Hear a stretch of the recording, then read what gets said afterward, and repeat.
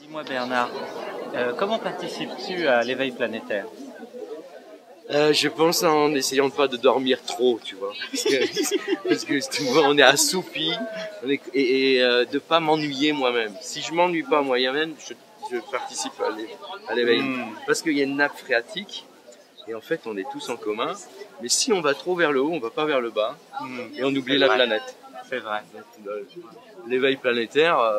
Mais alors tu dors combien de temps par jour? Oui, c'est ça. Mais tout le temps. Là tu vois, mais je suis en train de roupiller. Je roupille. Mais l'éveil, c'est des gros mots. Moi, je sais pas des trucs comme ça. C'est des mots. Faut les casser pour voir ce qu'il y a dedans. Si tu regardes ce qu'il y a dans l'éveil, c'est assez étonnant. C'est comme quand tu creuses une perle. Je pense qu'il y a juste un peu de bonté. Et puis du bon temps. Ce bon tanziné, ça doit être ça. Mais de bon tanziner les autres. Ce bon tanziner soi-même, ce serait trop. Et ce serait plus du tout planétaire. Ça. Ouais.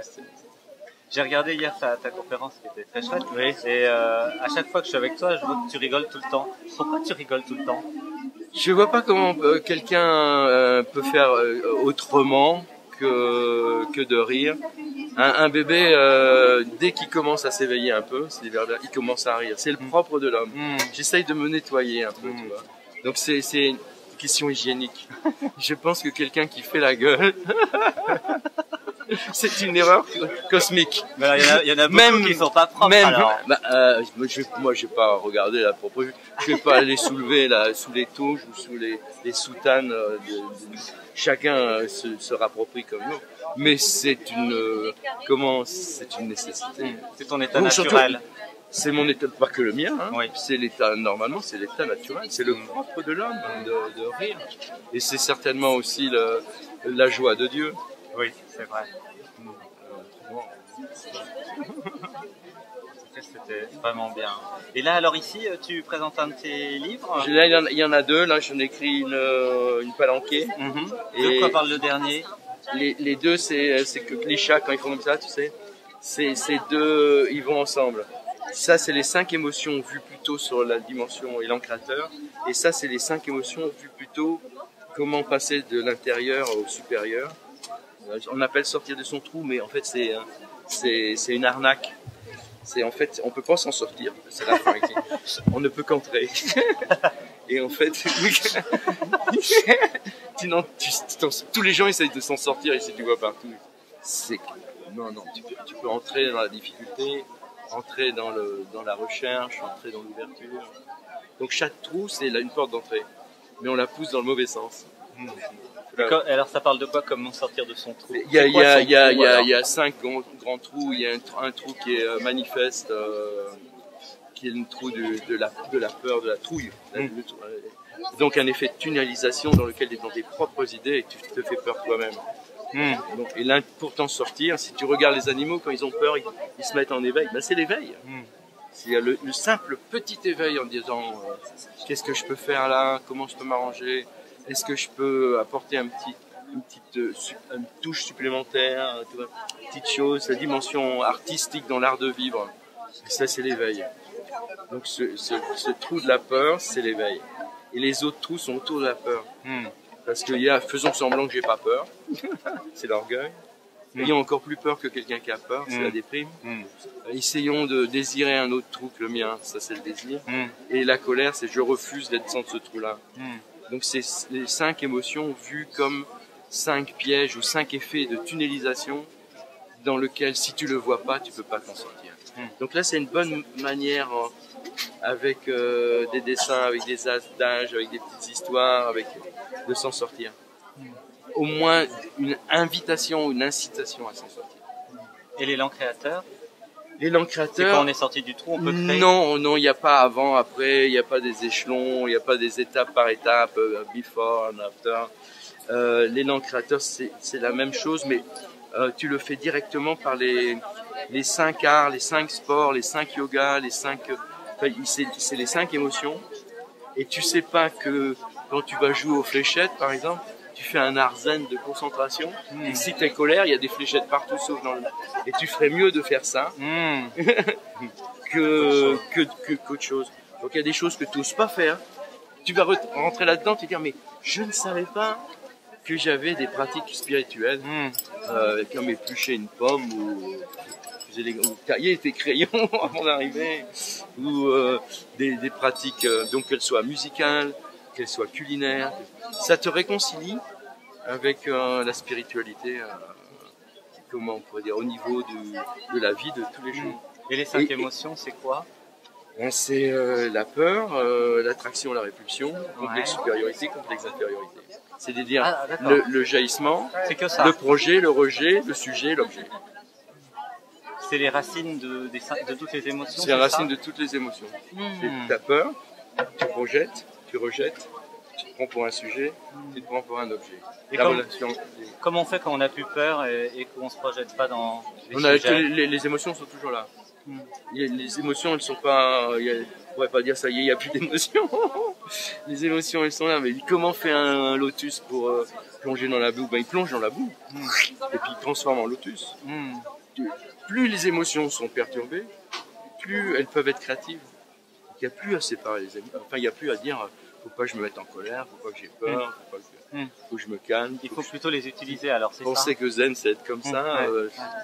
Ah oui, c'est l'usage des émotions de façon c'est créative. du bon usage des émotions, mais on peut pas dire moi je vais user des pulls, parce que ça c'est de l'orgueil. D'accord.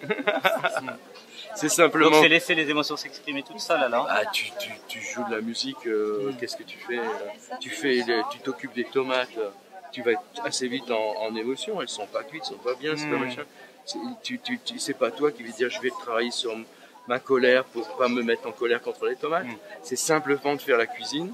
Si tu sais qu'en plus ça joue sur les émotions, tu vas surfer là-dessus avec beaucoup plus de joie. Et alors qu'est-ce qu'une émotion exactement? Ta définition? Il n'y a pas de définition, c'est très très très très fluide. Donc une émotion, le mot ça veut dire mouvoir. Ça veut mouvoir, émouvoir, se mouvoir. Donc c'est par rapport au truc statique ici, c'est quelque chose qui bouge alors, qui n'arrête pas de bouger. Donc dès que si tu dis c'est mon caractère, je suis comme ça, moi je suis tempérament colère, du type A, type C, et tout ça. Là, une émotion c'est quelque chose elle devient perturbatrice, elle te perturbe. Elle bouge. Et qu'est-ce qui bouge? Qu'est-ce qui bouge pas? Dis-moi quelque chose qui ne bouge pas. C'est quelque chose qui bouge. Oui, oui. Dès qu'il y a une petite vie, le plus petit machin, il commence à pulser, à bouger. Quand ça bouge pas, c'est que c'est mort, ou c'est que c'est inanimé. Mais dès que ça vit, ça bouge. Tout ce qui vit bouge. Tout ce qui vit, vit. Et tout ce qui fait, c'est des signes de vie, échange des signes de vie. Et c'est déjà des émotions. Donc ça se meut. Je me meus, tu te meus. Alors on a des émotions. Alors on est en mouvement, on est en émouvoir. On a un vocabulaire qui statufie assez vite. Hein. C'est les émotions, c'est le bien-être. Il n'y a pas de bien-être. On n'est jamais bien. Parce que atteindre le bien-être, c'est la catastrophe des catastrophes. On est en train d'évoluer. C'est le bien évolué qui est important. Pourquoi c'est catastrophe et bien-être? Parce que tu te vois être bien, sous tout rapport, tout est bien. Il n'y a plus d'ombre au tableau, le soleil se fixe, il n'y a plus de machin. C'est pas ce que font les bouddhistes quand ils méditent. Non, ça c'est une erreur fondamentale. C'est pour atteindre un état de calme, pour que puisse se lever la vision pénétrante. Et la vision pénétrante, c'est une vision qui peut surfer sur les émotions. Ça, c'est les personnes qui transforment ça, que moi je voudrais la paix, qu'on fiche la paix, que tout soit paisible, qu'il n'y ait plus rien à faire, qu'on ait tout arrangé, plus de poussière, machin. Ça se saurait. Bon, merci beaucoup en tout cas. Merci pour ces livres. C'est des livres, il faut les lire, on peut les lire à petite pincée, 2-3 pages. Normalement, ils sont faits ils peuvent être pris à la volée comme ça. On peut les reprendre. Il y a des gens qui les reprennent. Il y a toujours un dessin, un adage, c'est plein de ça déclic. C'est pas des livres pour en passer. Donc déclicter les pensées, déclicter les mots et déclicter tout ce qui est les actes. Et bon, c'est un décap faux. Ça te décape les idées qui sont... Ce qui est un très grand danger, on peut le sentir. Je lisais un poète noveliste qui qui disait, enfin, il disait à moi hier, parce que je l'ai lu hier, donc c'est à moi qui le disait hier, il l'a dit il y a très longtemps, il disait le premier qui a dit la femme est une rose était un poète, le deuxième c'est un imbécile. Donc le premier qui a dit ça c'est le mental, c'est un grand inventeur. Quand ici t'entends ça c'est le mental, il n'y a pas cet énervement, il n'y a pas cet émerveillement, pas cet étonnement, il n'y a pas cette soif de découvrir, pas cette jeunesse d'esprit, ça devient des scories. Oui. C'est du ballast. En tout cas, t'as un très beau nénuphar. Ah ben je sais pas, je suis nu, en tout cas je suis un phare. Et je suis né. Bon, bah, merci beaucoup. À bientôt.